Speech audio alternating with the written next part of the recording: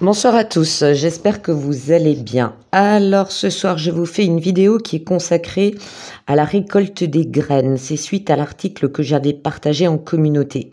Ce que je pensais depuis des années, à force d'observation, malheureusement se confirme. Il y a un lent contrôle du vivant qui s'opère jusqu'à nos assiettes. Comme je l'avais déjà expliqué, les catalogues de graines naturelles ont fondu comme neige au soleil. Au fil du temps, laissant place à des graines trafiquées, stériles pour la plupart, ou ne produisant plus que sur une seule génération. Ont été mis en avant la productivité, le goût, la résistance aux maladies, aux aléas climatiques, ont disparu ainsi la diversité, surtout de culture, les méthodes naturelles, l'enrichissement des sols par amendement, la perte de la vie dans les sols désertés, désherbés, traités, pollués par excès de chimie.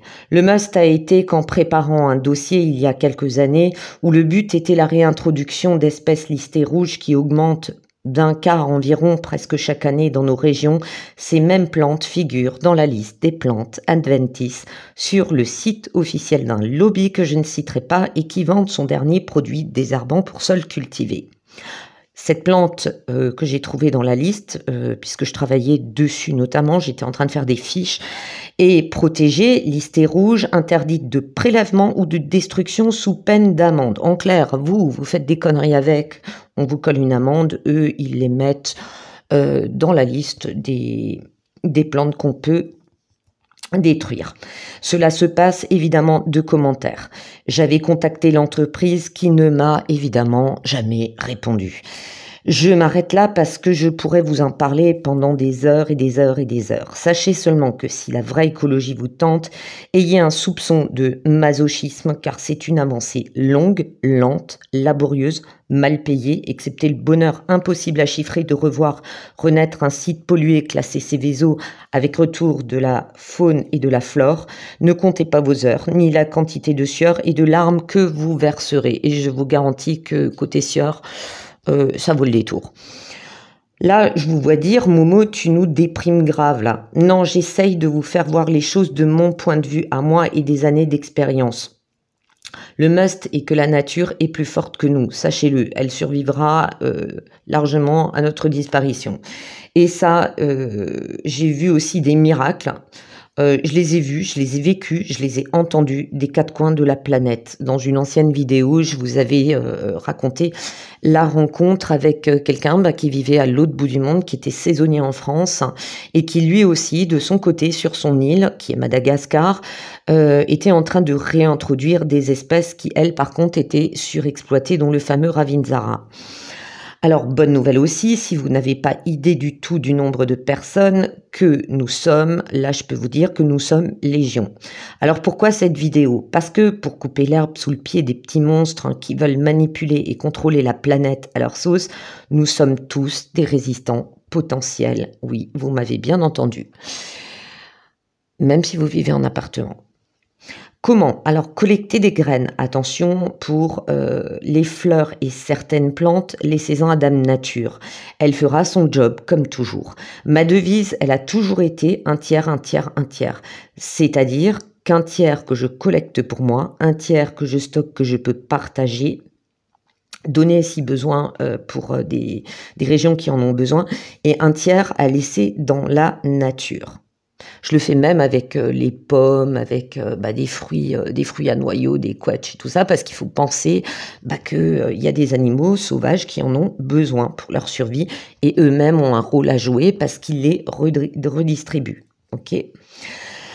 C'est un test que j'ai fait depuis mes 10 ans et ça fonctionne très bien. On n'a pas noté de déséquilibre, d'accord ? Récupérez les graines de vos légumes naturels, même si vous n'avez pas de jardin.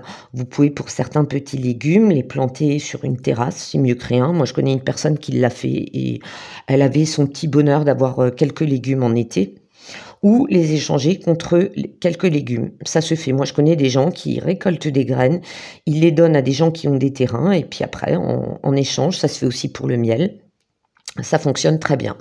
Conserver ces graines permet même de dépanner d'autres régions, comme je l'ai déjà dit, ou des pays ayant perdu des récoltes intégralement par destruction, souvent des guerres ou d'énormes catastrophes. Car il ne s'agit plus de penser qu'à son assiette, mais à celle de nos proches ou lointains voisins. Ici, chez moi, on pratique le troc, le système D, le partage de bons plans. Et ça, c'est depuis 30 ans chez moi. La solidarité et le bien-être de tous assurent la paix, l'amitié, la solidarité et surtout, elle stoppe la dépendance et le contrôle par des gens malhonnêtes. Ce que je vous présente là, ça c'est juste, mais alors un mini échantillon de graines. Là, par exemple, vous avez des fleurs. Là, pour ceux qui ont un potager le reconnaissent, j'ai du potiron, j'ai du butternut. Là, je collectionne quelques graines. Alors, il y a de la fameuse Mirabelle de Nancy, qui est de la Mirabelle Lorraine, hein. Nancy n'a pas le monopole, même s'ils ont déposé un brevet, contrairement à la Quetch d'Alsace. Ça aussi, je l'avais déjà expliqué. Et puis, dans le petit pot en verre, il y a quelque chose qui va peut-être pas intéresser grand monde, mais qui est très important, c'est du sorbier des oiseleurs et qui tend aussi, lui, à disparaître. Alors oui, moi, je collectionne de tout, mais vraiment de tout. D'accord, parce que c'est mon job, parce que j'ai mon circuit. Par contre, vous pouvez garder des graines. Je vous conseille vraiment de le faire. Pour ceux qui ont un projet plus ou moins proche d'acheter un terrain, de louer un terrain, d'avoir une maison avec un terrain, moi je dis toujours, pour avoir de tout, il s'agit déjà de récolter en avance. Alors il y a des gens qui vont me dire oui, mais quand tu es en travaux, tu es en train de déménager, c'est pas évident. En fait, ça prend pas beaucoup de place, d'accord ? Ce qui est important, c'est quand vous collectez vos graines, c'est déjà de prendre des belles graines. Alors moi, ce que je fais, c'est que les graines qui me semblent abîmées, je les remets dans la nature, advienne que pourra. Et souvent, on a des surprises. On a déjà eu des pousses d'automne qui ont survécu. Moi, j'ai eu des salades qui ont survécu à un hiver avec de la neige et du gel. Des graines naturelles, d'accord ? Évidemment, j'ai récolté les graines parce que je me suis dit, oh, c'est du costaud. Voilà, c'est de bien les stocker, ça c'est important, de les nettoyer, de les stocker, bien les sécher, d'accord, pour qu'elles ne risquent pas de moisir. Vous les gardez dans des pièces tempérées. Certaines graines sont plus fragiles que d'autres et après on a encore, oui, le défi que parfois on plante, il arrive une crasse, un gel tardif, un coup de sec, vous vous êtes absenté, l'arroseur n'a pas fonctionné. C'est un risque que l'on prend tous, à tout niveau, et tous les jardiniers expérimentés peuvent vous le dire. C'est pas parce qu'on a une expérience qu'on est à l'abri de tout, loin de là. Mais je pense que c'est une très bonne initiative, d'accord ? Qu'à un moment donné, il va y avoir un tel contrôle et que malgré le fait que, pour ceux qui ont entendu parler, qu'en Scandinavie, ils avaient fait un bunker avec des millions d'espèces, là, tu te rends compte que c'est pas pour rien, ils avaient tout calculé, y compris le plan de sauvetage, mais le plan de sauvetage connaissant les énergumènes, il sera contrôlé. Ne rêvons pas. Donc, il est important pour cela de conserver des graines. J'ai même des gens en Europe, dans le monde, qui m'avaient donné des graines que je garde précieusement, mais vraiment précieusement, parce que je me dis que dans leur pays, en cas de besoin, en cas de catastrophe, on peut les refournir. C'est comme ça que ça marche. Et c'est comme ça que l'humanité peut échapper au pire, à tout niveau. Voilà. Je pense avoir fait le tour de la question, d'accord ? Alors, il y en a qui vont être déçus, qui vont dire « Ouais, chouette, Momo, elle fait une vidéo. Ah non, il n'y a pas de carte, il y a des graines. » Non, je ne lis pas encore l'avenir dans les graines de potiron. Remarque, c'est peut-être une technique. Va savoir. Mais je tenais à partager parce que le problème, c'est qu'actuellement, les gens sont tellement stressés, ils sont tellement énervés. Même moi, j'avoue, il y a des fois, je m'énerve. Surtout dans l'environnement, tu t'énerves beaucoup. Je me suis dit, tu peux pas balancer un article comme ça parce que les gens qui vont t'entendre, te lire tes articles, tes informations, tu sais pas comment ils peuvent réagir. Donc, il s'agit de vous informer, pas de vous faire déprimer. On est bien d'accord. Et que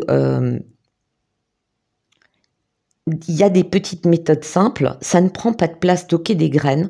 Alors vous voyez ce petit truc, je l'ai pas acheté, hein, c'est pas quelque chose de professionnel. C'est en fait tout simplement une boîte que j'avais gardée parce que ma fille faisait à l'époque des petits bracelets, vous savez, avec des petites perles, des petits élastiques, des trucs comme ça. Moi j'ai gardé les boîtes.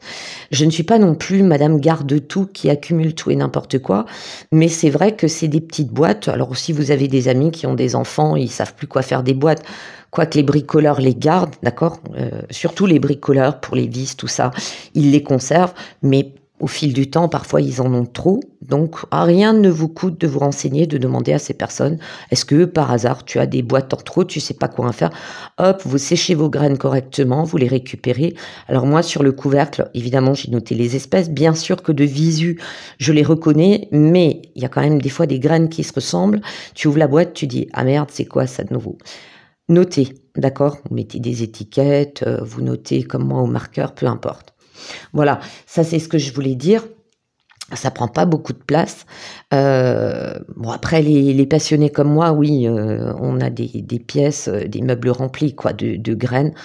On les garde pas non plus ad vitam aeternam puisqu'on procède par échange. Alors moi je le fais que dans la région. À une époque je le faisais par envoi postal et tout. C'était assez terrible, mais là, je l'ai confié à quelqu'un qui a une entreprise dans le domaine et qui donc se charge d'une redistribution. Voilà, mais c'est quelque chose de très très sympa et qui en plus vous ouvre des contacts extrêmement intéressants. Qu'est-ce que je voulais dire d'autre? Ben, je crois que j'ai fait le tour de la question. Ouais, je pense que j'ai fait le tour de la question, mais qu'il est important de préserver la nature à tout niveau.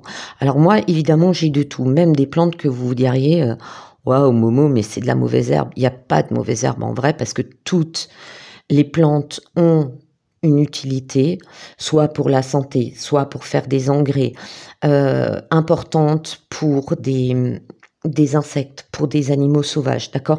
Tout a son utilité, rien n'est là par hasard. Voilà. Quoi d'autre?